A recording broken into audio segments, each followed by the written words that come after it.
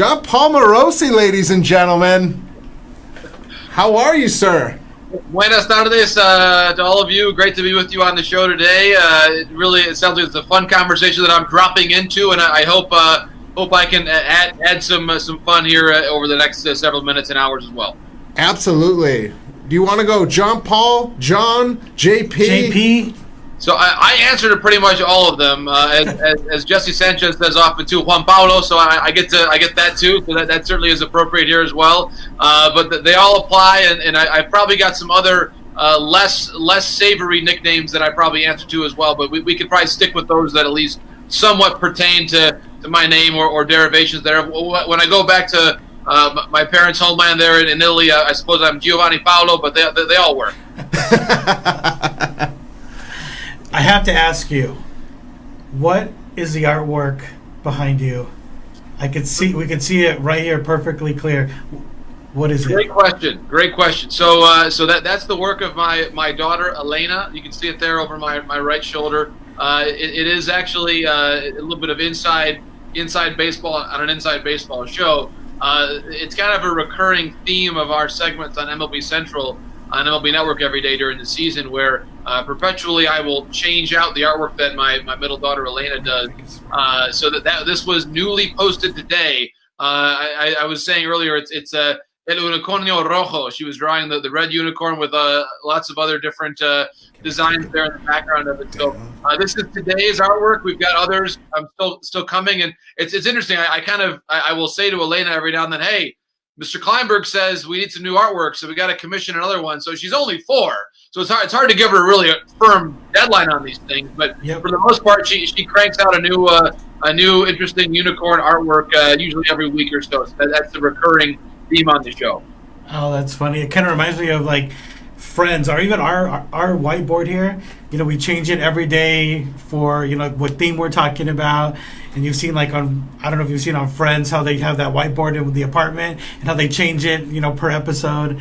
So that's actually really cool. And I got to be honest. I mean, the real story is I actually spent all morning drawing that, so I would have a show nice and ready to roll. So I'm still working on getting into art school. I think Elena probably has a better chance at it than I do. But yeah. But in all fairness, the credit goes to her. She loves to draw, and so I'm more than happy to have that as part of our happy bookshelves there during the course of the network. That's awesome. JP, on this day, we were talking earlier before you came on, was Pedro won his 200th game for the Mets. I see the Expos hat back there. We were talking earlier about his Hall of Fame induction. What do you remember about Pedro, and were you at that Hall of Fame induction? So I was not at his Hall of Fame induction, but I will tell you this, that probably my favorite Pedro press conference moment happened at Yankee Stadium, 2004 ALCS. I was 22. I just graduated from university several months prior, so I was covering that just out of college with that experience of being lucky enough to cover the American League Championship Series. And Game 2, where he had the Yankee fans were chanting the "Who's Your Daddy?" That was the "Who's Your Daddy" game, if I recall it. And I remember he was asked the question, Pedro, you were being chanted at during the course of the game. How did that make you feel? And he said, of course, speaking in his second language, in English, he said, it actually made me feel really good. And the media kind of laughed, like they thought he was trying to make a joke. And he said, no, I'm serious. I felt really good because I realized that when I was a kid, I maybe didn't even have enough money to ride the bus, and I was sitting underneath a mango tree in my hometown in the Dominican Republic, and now I had the attention of 55,000 people at Yankee Stadium and the whole nation watching, millions of people watching this game, and it made me feel that great that I realized how far I had come from that one little moment when I was a kid. And you could have heard a pin drop when he finished that answer, because everybody then realized what he was talking about. And I think that to me is something that I think is one of the great human moments I've witnessed in this game, and it's a moment that I think that we're lucky to have brought to our sport courtesy of Latin American players who share their story and share their emotional experience with the game. Whereas it's not just, and I think we all know this from talking to Latin American players and covering them, these are not just individual 9-inning games over the course of a season. It's part of a larger story. This is part of their lives that's been a fundamental aspect of their family's story, how they, in many cases, came to this country. And so I thought that answer has always stuck with me. And in the years since then, I've actually mentioned it to Pedro. I even mentioned it the next year. Like, that was an amazing answer, and he smiled about it. And now working with him at the network too, every now and then I'll share that story with him about how much that meant to me to hear that, and how what an impression it left on so many reporters. Because that still to this day, guys, I've been lucky to cover this game for a long time. That was one of the all-time greatest answers I've heard in any press conference anywhere. That's incredible. And I'm a Boston guy, so thanks for the goosebumps, because yes, that did speak volumes to like what life is about, not just a 9-inning game like you said. Now, as yourself, starting off at a young age in those locker rooms, I mean, how's your Spanish? And talking to these Latino players, was that a struggle for you to get the stories that you wanted? Well, it's a great question, and I would say this, that I realized probably going back, the first time I really had an understanding of the power of being able to speak Spanish, which I'm not a native speaker. I had it, it was part of classes that I took in elementary school and then in high school as well. But I would say my preparation in that regard is pretty typical of an American high school student who's not a native speaker. I took it for 4 years in high school, 1 year in college. So I was by no means fluent, but by any stretch, certainly, and still I'm not. I would describe myself as being conversational in it, comfortable enough to speak it on the air, but I would say not 100% fluent. And one thing that I noticed, I was covering minor league baseball in the summer of 2003. I was an intern at the Grand Rapids Press in Grand Rapids, Michigan, covering the West Michigan Whitecaps. And there was a player from the Dominican Republic on that team by the name of Victor Mendez. And I was trying to interview him midway through the season, and he didn't speak much English at all. And so I realized that I was just that if there was going to be any sort of conversation, at that point in time there was no interpreter. So basically it was just going to have to be, his English or my Spanish. And I had taken it, recently enough, I guess the previous, 2 years previous in college. And so it was still somewhat fresh in my mind. I said, you know what, I'm just going to do this as best I can. And I just started asking the questions, and it was certainly not grammatically correct, but he was understanding a decent amount of what I was saying.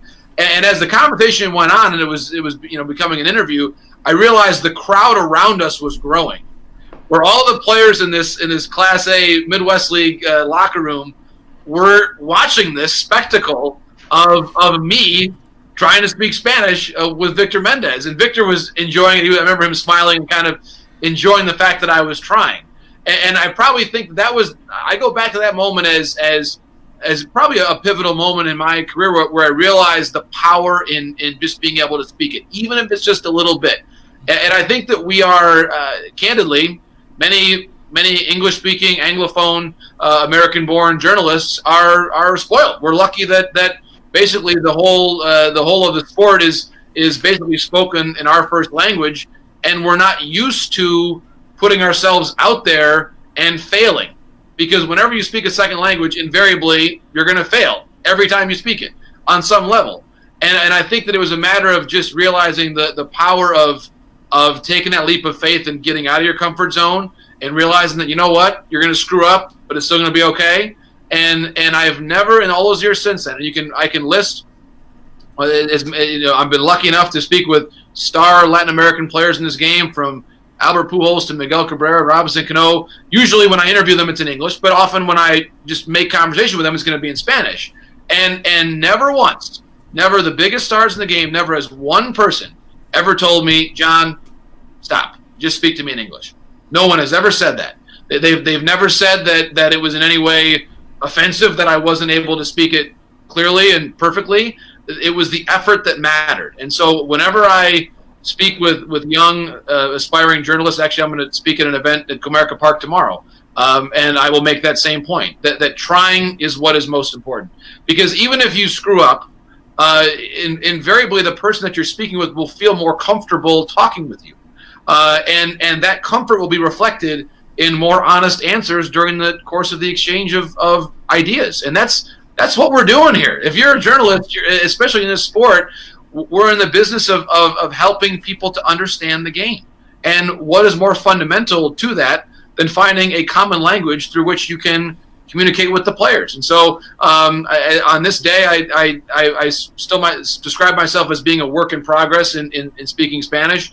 but through I know we have Jesus on the show today, through a tremendous amount of respect to Jesus and Marley Rivera and Jesse Sanchez, Enrique Rojas, so many Spanish-speaking reporters have always encouraged me very similarly. They've never said, John, stop, you're not speaking perfectly. They've always said, John, we appreciate that you're trying. And so I just think it's a message I try to give to other English-speaking reporters. Like, we just have to try. It's a sign of respect. And more than that, it's going to result in a better end product, whether we're on the air or whether we're writing. It's all about understanding culture. Baseball is culture. And so the more pitches that we have in our repertoire, so to speak, to understand that culture and then convey it, the better off we're all going to be from a standpoint of understanding the game and each other. That's great. And Jesus, you are now joining us, supervising editor. Kind words from John to drop in on. I mean, thank you. I have tremendous respect for JP. He worked with us at the Houston Chronicle, and I just remember early on we all knew he was a special journalist, a special person, and yes, he's absolutely correct. And kind of he is special in many ways, but he truly stands out among baseball writers as one of the few who've taken the time to work on their Spanish. And every year, and he and I had this discussion maybe 2 years ago at spring training in Jupiter, and I mentioned how I've covered baseball for a little over 22 years, 23, whatever, and every year I have the same discussion with other reporters, whether when I was a beat writer in New York or starting out in LA or Houston or St. Louis. Every year somebody says, I'm going to try to learn Spanish. I really need to learn Spanish. And then you see them the next spring and they say the same thing. But Jon Paul, and I've shared stories because I remember when he went to Seattle and Detroit, but I would hear back from people in the Astros organization because I remember I told him this story. I remember the Seattle general manager called Tim Purpura. Tim Purpura relayed this story to me. Called Tim Purpura. You remember this story, right, JP? Yeah. And says, this kid from Houston, you hadn't even left the Chronicle, was calling to connect, and he wanted a rundown from Tim Purpura because he had called. And Tim Purpura was so impressed. I said, trust me, give him a good recommendation, because in this business, people call you back if they trust you, if they can trust your story, or if they don't know you, if somebody they trusts you. And with JP, and I'll have him share the story, because I hope sometime baseball journalists can listen to him, young ones especially, but old ones as well. Tell my colleagues what you used to do when you were building your network of sources. How many people you used to email, and this is fascinating. Yeah, because it shows why he's so well respected. Thanks, and I appreciate all the kind words, my friend. I can't thank you enough for the amazing impact that you made on my career. So first and foremost, I'm really grateful for that. So thanks again for everything. Yeah, the story is pretty funny, and actually, I'll kind of tell you an updated version of it too. But so this is like 2005. I was in Seattle. Of course, I wasn't even married yet, no kids, so I could fully dedicate literally every hour of my day to baseball and to getting a start in this profession. And so I would get, and I had gotten from the Mariners, of course, back in the day when we used to have all paper actual media guides. I got all 30 media guides from Safeco Field, brought them to my apartment in Seattle, and basically I would take it over a span of a couple months, every other night or so, which it basically worked out basically with 30 teams.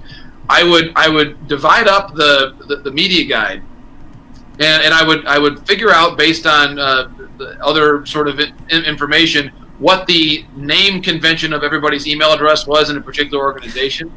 And so I'd sit up and be like 11 o'clock at night in Seattle, so like 2 in the morning in New York, and I would like open up, let's say, the New York Yankees media guide, and I would look at their pro scouting staff, every name, and I would send an email to introduce myself to every single person on that pro scouting staff. I wouldn't do it like blind carbon copy. I would literally just copy the email and figure out what their email address was and send the same email to literally everyone in the department. So, which was good, I suppose, in those days, because not everybody. Then we don't really have Blackberries or iPhones, and so you wouldn't have been disrupting someone's sleep by sending an email at 2:00 in the morning. But what the result would be, like, everybody in the pro scouting staff of the Yankees, for example, would wake up the next morning and everybody would have like the same email from the same kid in Seattle that was sent at like 3:32 a.m. They're like, first of all, who is this guy? Second of all, what does he think he's going to accomplish by doing this? And third of all, what would more likely happen, they would then forward that email to like the communications director of the team or the GM. Like, dude, I don't know this guy. I'm not giving him trade secrets. This guy just emailed me out of the blue. I don't know what I'm get my email address. And so half of the time, like I might get two or three guys like, hey, hopefully I'll see you. But I'd get usually a rather sternly worded email from the communications director of the GM, like, hey, John, I don't know who you are, but it's come to my attention that you have emailed literally our entire organization. Like, what the bleep are you doing? And so I had to kind of say, I'm sorry, man, I'm 22, 23, just trying to get a start in the industry, trying to meet people. And so, like, usually when you went, okay, fine, just like, if you need something, just come to me next time. But it was fine because at the end of the day, let's put it this way, those people didn't forget getting the email from me at 3:32 in the morning. Yep. And for years afterward, it's unbelievable. For years afterward, I'd be in the press box. There'd be a table of scouts having dinner. I'd walk over there because that's something important that journalists should do. Say hi to the scouts, just chat with them and say hi. I'd walk over, hey, how's it going? I'm Jon Morosi. And like 3 or 4 of them would say, hey, man, you sent me an email one time. I was like, yeah, I did. And so for years, like still to this day, yeah, I think you sent me an email one time. Yeah. That was a few years ago now. But I was just going to ask if people remember that. Oh, sure. There's still people I talk to today who I had first met by sending them that email. And it's incredible. Now, so I still advise people to do this. Some people come back and say, hey, I tried that. I emailed everybody, and I got yelled at. I was like, okay, well, I don't want to get in trouble so here. So did I. And it's a little bit of a different time, maybe where it's not quite as okay to do that, and maybe not quite as easy to do it, or it stood out maybe more in those days. But I still stand by it and say, you know what? It shows that you care. It shows that you want to learn, and there's nothing wrong with that. The other thing I would tell you, we have almost now come back to the future here on this, and I'll make this point too, and I give myself the same advice. As important as emails are, and they're still important in sending text messages and everything else, more important is the handwritten letter.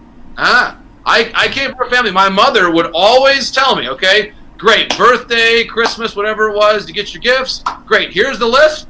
Before you go outside and play with anything here, you got to write all your thank you notes. And that was how we grew up. And I try with varying degrees of success to have that same ethic with my kids. That we don't always succeed, but we try. And I will tell you this. I still to this day, when someone helps you out with something or you have a nice conversation with them, you sit down with a GM, sit down with a manager, an email is good, but the handwritten letter is even better. And when you get that, it makes a huge impact on them. I remember I had sent a letter to a general manager a couple years ago, and he wrote right back, really thanking me for sending him a letter. It's amazing how quick all the communication is, and that's fine, and that's wonderful, and it puts the whole world at our fingertips, and that's great. But there is something to be said. Next time you're on a plane, next time you got a half hour of peace, close the door, turn off your phone, and write a couple letters, and you will be amazed at the response you get from people when you put time into a well thought out handwritten letter. I'm sure the kids of today will write the letter, take a screenshot of the letter, and then text it to that person. They don't even know if stamps exist. How would this letter even get to New York? I love mail. When you think about it, still, not to get too far off topic, but the notion of of one first-class postage stamp, that you could put something in the mail in New York and send it to Honolulu for less than $1. Is still one of the great bargains in American culture. I would encourage everyone to take advantage of that.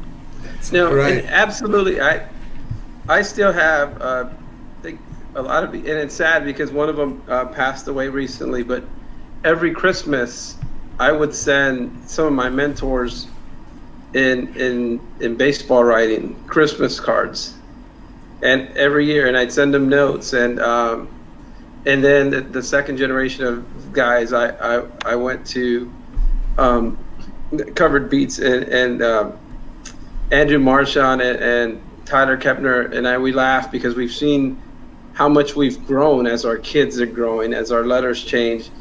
And but Tyler Kepner is hilarious because every time they get our Christmas card, his kids still say Jesus, and he explains to him like Jesus, but it's and going back to the courtesy, and that's why JP is so well respected throughout the industry, because he takes the time that sadly other people don't, and we deal in the currency of our reputations. People trust you with stories, and you get stories based on the trust that they have. And when Latino ball players, and I've said this many times, they don't expect you to speak Spanish correctly, but if you try, they know you care. And if you care, in turn, they will care enough to share their stories, because everybody's story is precious, right? And you want the reporter to get it right. And if you know that they care enough to try to talk to you in your their language, your language, they're more apt to share stories. And we talk about I can write in English and speak in Spanish, but JP, and I thought of this because I'm drinking a water off a Nashville Predators freebie cup, but he doesn't just do it in baseball. He's also a great hockey writer. And are you taking off a little time for the NHL playoffs, or? Thank you, Jesus. Yeah, so I'm really lucky that working full time at MLB Network, that every now and then I'll be my contract will be transferred. So I'm using the baseball term here to our sister network in with the NHL Network, where for a couple of weeks all under one roof. We're all part of the same network, all part of the same team. That I get a chance to cover hockey for a couple of weeks. So the plan is, again, this year, so for the fourth straight year, I'll cover at least one. I'll cover one playoff series. This year it's going to be the Western Conference Final. So very excited about that. I love hockey. I love the people in it, and I find that when I do that for a couple of weeks and I come back to baseball, you look at baseball again with fresh eyes, and I think it's good perspective, for all of us to every now and then step outside of our immediate comfort zone and look at a different sport. I think you realize, too, that in hockey I have to be a quick study, because in many cases these are players that I don't really know personally. I don't know their stories quite as intuitively as I will know the story of a baseball player. So you have to do a lot of work in a very short amount of time to study quickly. And so you kind of learn that bit of the ability to kind of cram for the test, so to speak. But then you also, I think, when you return to baseball, you feel very fortunate that when you talk about a player's name in baseball, his bio is sort of in your mind, like you've watched them develop over time, and you don't have to quite check as many things. So you're reminded again of how lucky we are to be part of baseball and cover it. And I think, too, just to pick up as well, Jesus, on a couple of things you mentioned, I think it's really important, and I'm lucky. I'm the beneficiary of now not covering a specific beat, because I think the demands on beat reporters now are so much greater than they were when I was doing it. When I was doing it, you had more time to develop sources because there were fewer demands on social media posting early in the day. And I know it's difficult to have any sort of standard across the industry, but I would hope that and I know that everybody's resources are sort of limited as media organizations, but there is such value in giving your reporters time to reflect, time to build relationships, because nowadays, when you wake up now, and if you're on the beat, the lineup's posted, or there's a roster move in the morning, where's your story on that? Where's your story on the lineup? And I just think it cuts into the amount of time that you've got to nurture those relationships. So I think that's a really key part of the overall life of a baseball reporter now. Is it's important to have that time, however we can have it, wherever we can squeeze it in, because it's challenging, candidly. And I was the beneficiary of having done that at a time when there was you still had a little more time to yourself to explore those things. And the final point, too, on the caring aspect, Jesus, which I think is a great point, is being lucky enough. And again, I'm lucky that I've gone overseas now to the Caribbean a number of times to cover baseball games. But going there physically is really next level, because not only then are you trying to communicate with a player in his native language, but when you can say, hey, I've been there, I saw a game there, I went to your country, it really, it just expands the layers of what you can talk about. You can now talk about what you saw there, the architecture,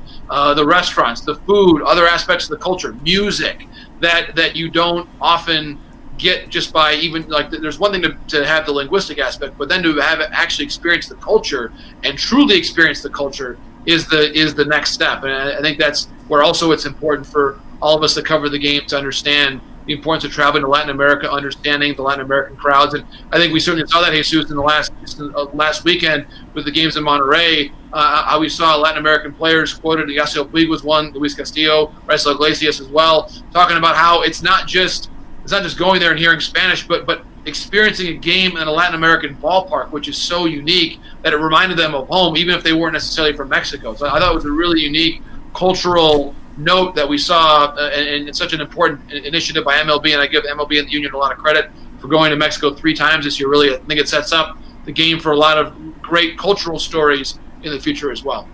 And the thing that I've noticed, the growth of the player, maybe it's just a generational thing where younger players today are more multicultural, in the sense that they understand multiple cultures in the way that 20 years ago they didn't. And I'll share this story because I was working at the Long Beach Press-Telegram when they played La Primera Serie, the Padres versus the Mets in 1997. And I convinced my editors at the Press-Telegram that this was something we need to cover. And they sent me to it. And I still remember the Mets had a lot of Latino players, and they all pretty much sounded like they sounded this weekend with the Reds and the Cardinals. Whereas the Padres, the team that was so close to the Mexican border, most of them stayed in. And they were so open about it. What'd you do?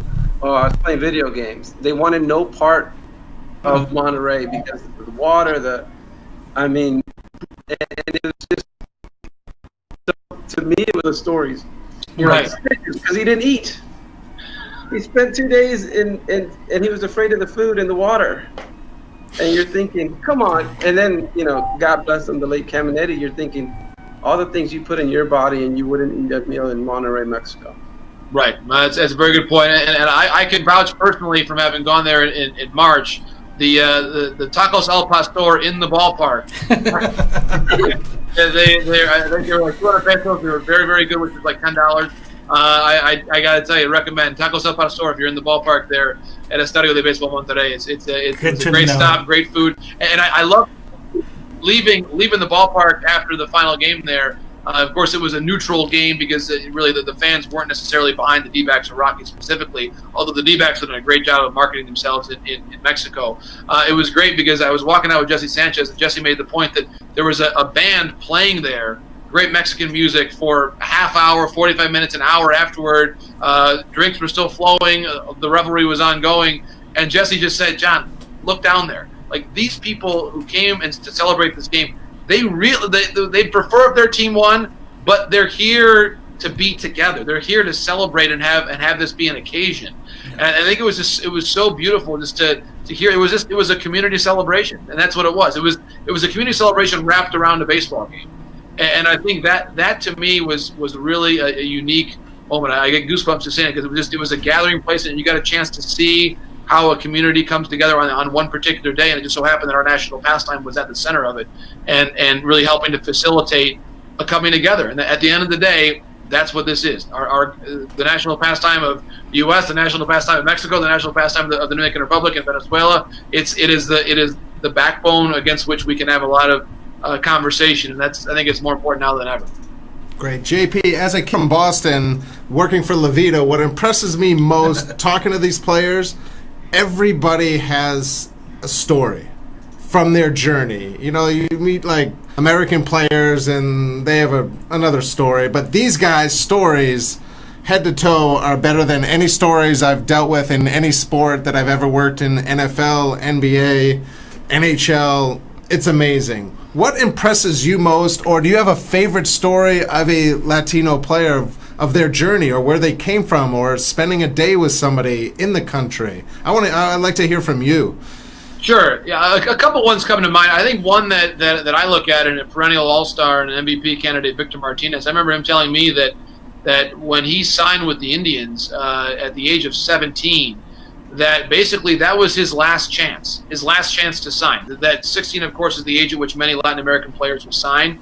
And Victor basically said, scout came through from the Indians, and I basically realized that, and I think his bonus was like $5,000 or $10,000 at the time. It wasn't a lot in the baseball context in our country now. And basically he said, this was my last chance. 17. That if you didn't sign at 17, you were too old. Think about that for a second. If you were going to come to any neighborhood in the U.S., you're going to go to Boston, you roll into Newton, Massachusetts, and say, hey, listen, if your son wants to play football or soccer, they're going to have to move to a different country at 17 before they've even got a chance to finish high school. And if he doesn't move at 17, that's it. No chance. And when you sit back and think about that you understand more of the pressure. Of course, and by the way, you're going to move to a country where you don't speak the language, and they're going to have to try to figure that out too. Just the immense amount of pressure that is involved for Latin American players leaving home. And I think that to your question, I think that's the key thing, is being able to reflect that in the experience that a player goes through. And I always think it's interesting, and sometimes certainly in Major League debut there is pressure, no question about that. But I always think it's interesting when questions come about, can this player handle it? Can this player handle the pressure of this moment? Well, let's see. He left home at 16. He's been the primary breadwinner of his family since he was 16. Had to leave before he graduated high school. Had to learn a new language. He had to make it all the way to the minor leagues. He played in winter ball where a crowd that's 10,000 sounds like 50,000 with pressure in his home country.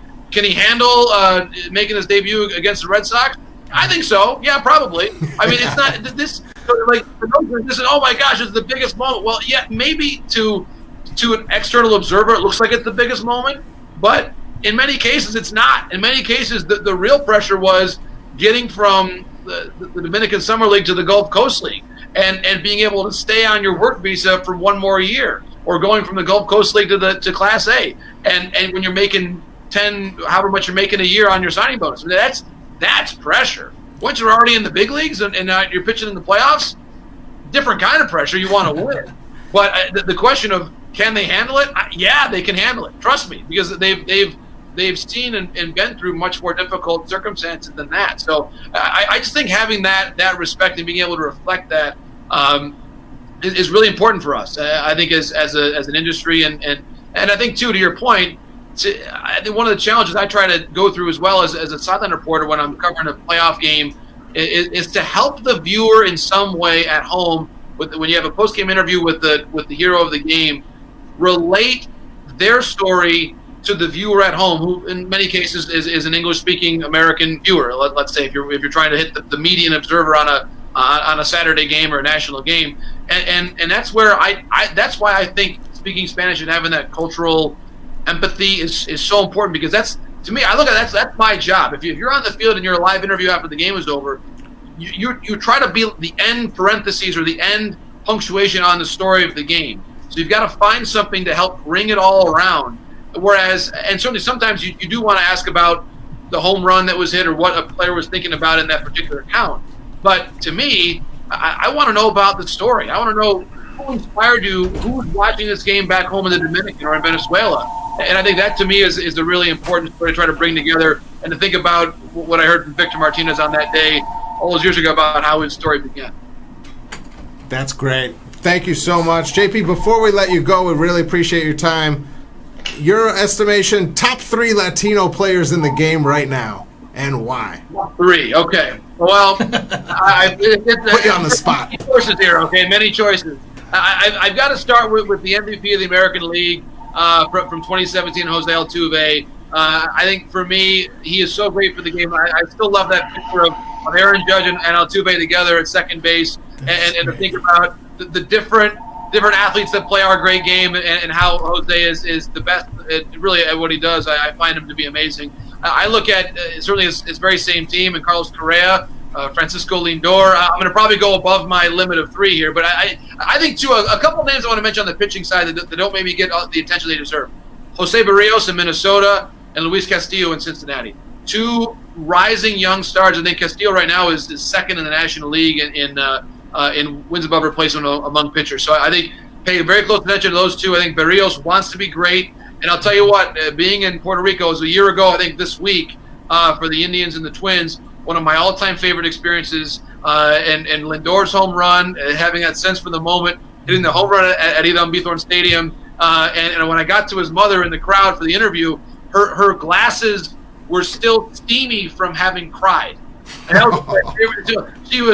She was crying, and her glasses steamed up. It was a warm night, and there was steam collecting under the lenses of her glasses because she was crying. And then, of course, the next night, Barrios was amazing. So the sense of the moment for those 2 players from Puerto Rico, I thought was just extraordinary, and they gave me my favorite memory, really, of all of last season.